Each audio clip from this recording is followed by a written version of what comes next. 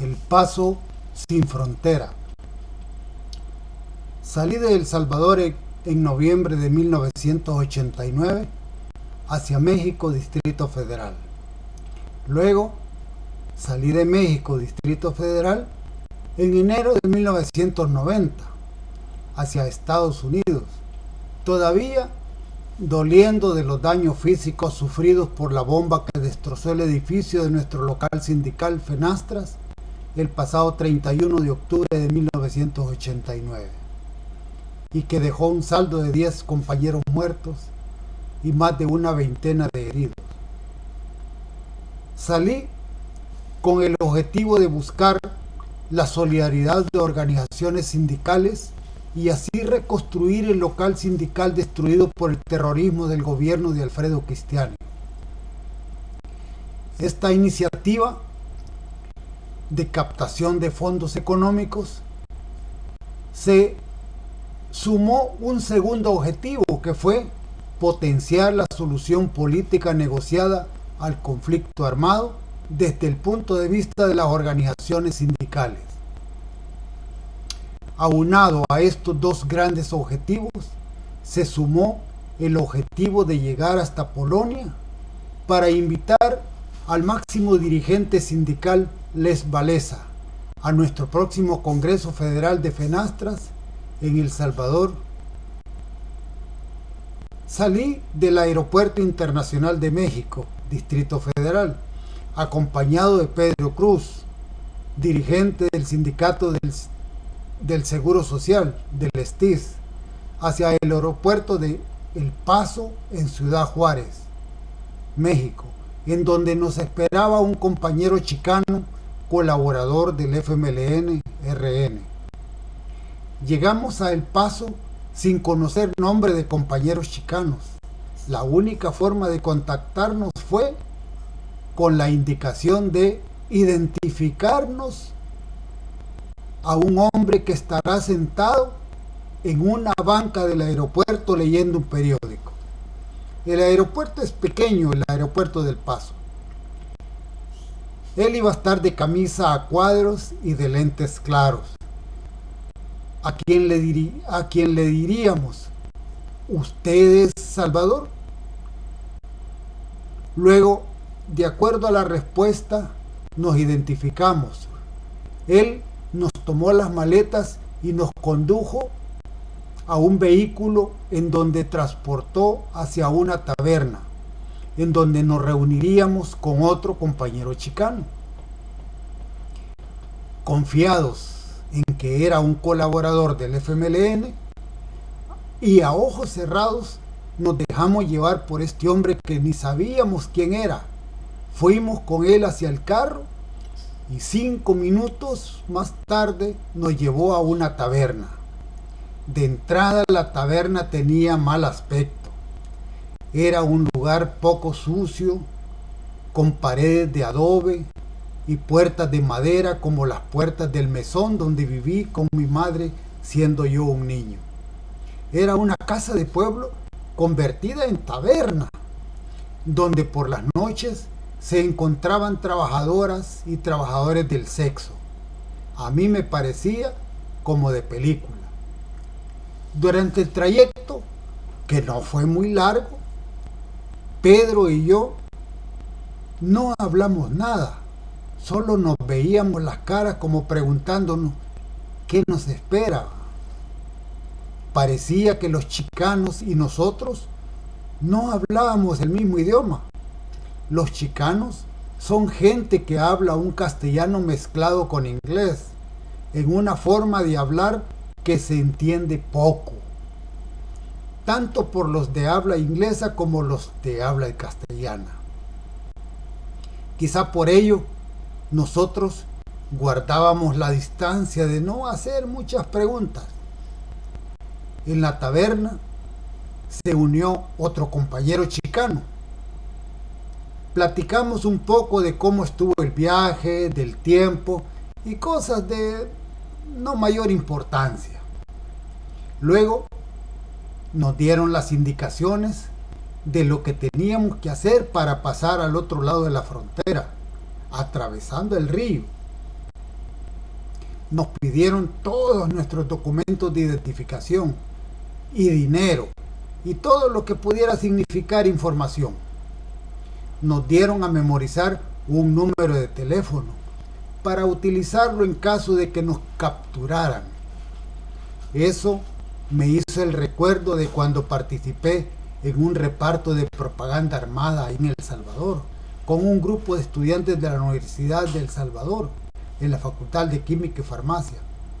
Este grupo estaba pintando una pancarta, recuerdo yo, en el pasillo que da al auditorio de la facultad.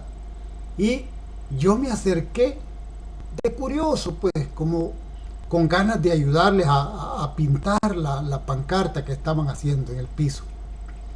Pues no teníamos ni 5 minutos de estar ayudando cuando llegó alguien a decirnos: hey, entremos todos al local. O sea, el local de la asociación de estudiantes de esa facultad. Allí nos pidieron todos los documentos por si nos capturaban. Primera vez en mi vida que participé de reparto de propaganda armada frente al edificio del IBU, en la parada de buses.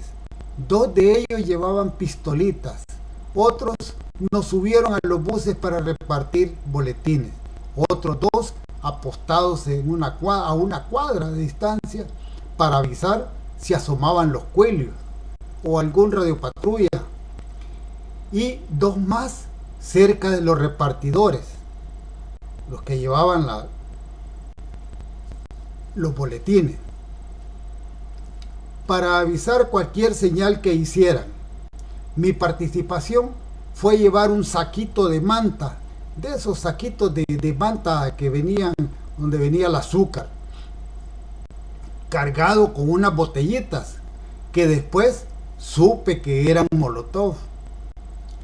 Terminamos la actividad, regresamos cada uno por su cuenta al lugar donde salimos, o sea, al local de los estudiantes en la Facultad de Química y Farmacia. Hasta ese momento me comenzaron a temblar las piernas, o sea, hasta ese momento me di cuenta yo de la magnitud de la actividad en la que había participado. Les cuento porque me acordé de este episodio al entregar todos los documentos a los chicanos que no pasarían al otro lado de la frontera de los Estados Unidos, a través del río Bravo, en El Paso, Ciudad Juárez, ahí donde nació Juan Gabriel. 2 momentos distintos, pero en los 2 se corrió el mismo riesgo, el riesgo de la captura por cuerpos militares. Salimos de la taberna con uno de ellos y el otro se llevó todas nuestras pertenencias en su vehículo. Caminamos unas cuantas cuadras y llegamos a la ribera del río Bravo. El sol radiante estaba en nuestras espaldas. El puente fronterizo sobre el río Bravo lo podíamos apreciar a unos 300 metros. Podíamos visualizar los vehículos y personas que lo cruzaban. En nosotros había una relativa calma. No platicábamos, solo seguíamos las indicaciones del compañero guía, o sea, de los chicanos, quien nos entregó a uno de los balseros, ya a la ribera del río, quien vestía unas botas que le cubrían hasta la cintura. El río no le hacía honor a su nombre de Bravo, ya que a la profundidad apenas alcanzaba 1 metro, a 1,5 metros lo más, y con un ancho de unos 50 metros. La balsa estaba construida con tablas de 2,5 metros aproximadamente por 2 de ancho, con un neumático de llanta de tractor. Al otro lado del río podíamos ver una luz de tierra en donde posaba una red de tela metálica y que hacía la división con la calle de patrullaje fronterizo con el estado de Texas, ya en los Estados Unidos. A la orilla del río esperamos unos minutos Luego el balsero recibió la señal de pasarnos, porque al otro lado del río estaba otro compañero chicano que dio la señal. Nos tiramos de panza sobre la balsa y el balsero nos arrastró hasta el otro lado del río. Ahí nos subimos a la luz de tierra y por un hoyo de la tela metálica, que era la división de la frontera, nos pasamos atravesando la calle de patrullaje. Saltamos por encima de los vagones de tren que estaban estacionados. Fueron unas 4 líneas de vagones de trenes. Corrimos hacia la urbanización residencial más cerca y justo en la esquina estaban esperando el compañero que se llevó nuestras pertenencias en el vehículo para encontrarnos de nuevo. Pasado el río, la tela metálica, la calle de patrullaje, las líneas de tren y luego reencontrarnos con el compañero chicano, nos normalizó el latido de nuestro corazón.